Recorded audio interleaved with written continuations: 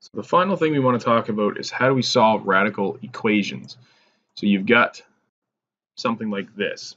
You guys have solved equations, linear equations, quadratic equations. So you know that eventually you want to end up with a value for x. You want to get x by itself. So the question is, how do you solve it if there's square roots involved? All right, and again, we've talked about other indexes, but this is the only one you need to know is with square roots. So how do I do it? Well, the first thing we do is we get the radical, the term that has the radical, on one side of the equation by itself. We isolate it. Okay, so in this particular example, it's already done for us. The square root of x plus 5 is on one side and x minus 1 is on the other. Okay, and then what we want to do is the inverse operation of a square root is to square it. So that's what we're going to do. We're going to square both sides. What's going to happen then is if we square root x plus 5 and then square it, we end up just with x plus 5. So that gets rid of our square root, which is what we're trying to do. This x minus 1 squared becomes that, x squared minus 2x plus 1, and that's just from our perfect square. So a squared minus 2ab plus b squared. Or you can write it out if you want to as x minus 1 times x minus 1 and then multiply the whole thing out. So if you're not sure where I got that, it's x minus 1 times x minus 1. That gives you x squared minus x plus 1. And that gives you x squared minus 2x plus 1. So what happens is if it's only one term that has a radical in it, you can keep going from this step. But if there are more than one radical terms, if there are more than one, let's say 2, maybe 3, but probably only 1 or 2 is all you're going to see, then you may have to repeat this again. So I've said repeat the first 2 steps until all the radicals are gone. So if you square both sides, but there's still a radical term, and that's going to happen if you have more than one radical, because you can only put one by itself. You can't put both of them by themselves at the same time. Then you may have to do that again. All right, you may have to do it 2 or 3 different times. But once you've got the radicals gone, then you're just going to solve for x. And what generally happens is it reduces to either a quadratic equation or a linear equation. So in this case, it's a quadratic equation. We're going to bring our x over and our 5 over, and we're going to get x squared stays there, minus 2x minus another x gives you minus 3x, and 5 comes over as minus 5, so 1 minus 5 is minus 4. And then you solve this like you would any quadratic equation. You either factor or use the quadratic formula. This factors nicely, so I'm going to do that as x minus 4x plus 1. And so I get 2 answers, 4 and minus 1.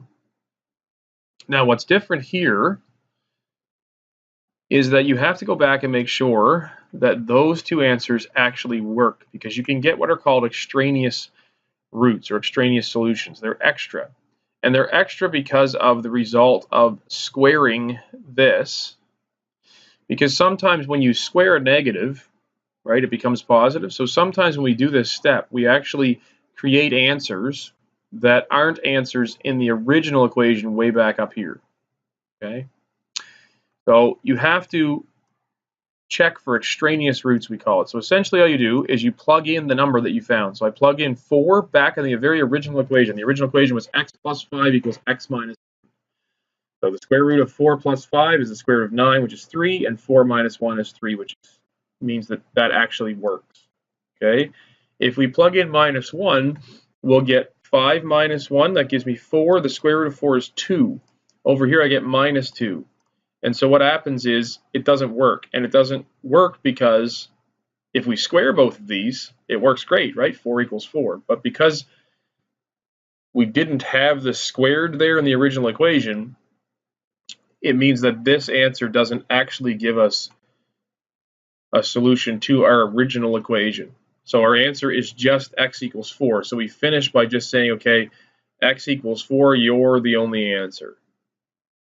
All right, and so you always have to check to see if there are extraneous roots. In your other equations that you solved before, you would try to solve them and then check your answer. And your teacher normally would say, I'm sure, check your answer. Right? You can always check your answer. You can check it, but we don't usually have to check our answer. In other words, there's not a reason that we have to go back. It's a good idea. We don't have to. Well, here you have to. Because if you don't, what you'll do is you'll sometimes report answers that actually are not answers. They're extra. Okay? So let me just show you another example.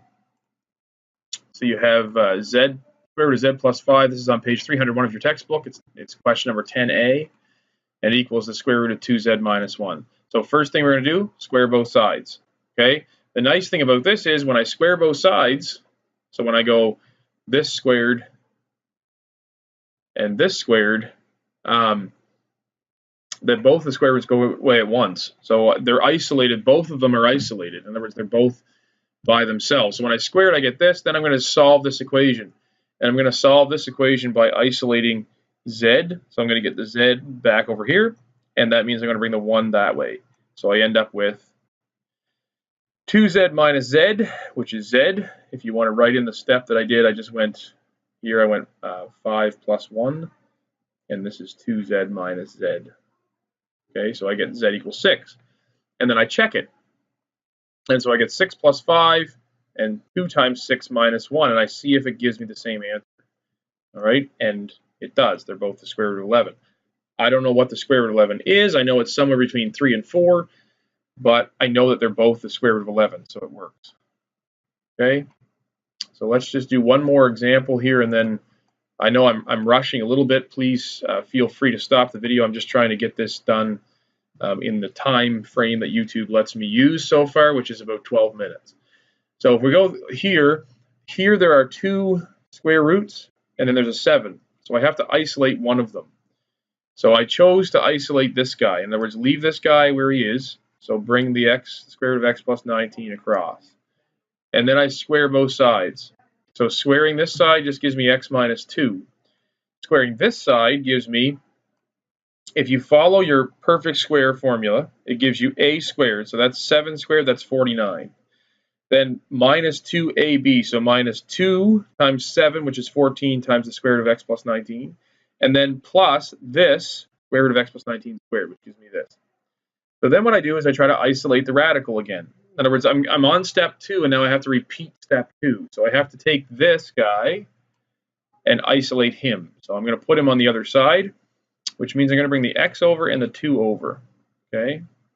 So if I do that, I get 49 plus 19 plus 2. Okay, so we write this out just to sort of show you where I'm getting this thing from. And then I have a plus x and a minus x. And over here, I have 14 square root of x plus 19. Okay? So if I add all that up, the x's cancel, and I just get 70. Okay? Because 49 plus 19 plus 2 is 70. Then I square both sides again. So if I square both sides again, if I do it here with 70 and 14, that's going to be huge. So what I do is I can actually divide these.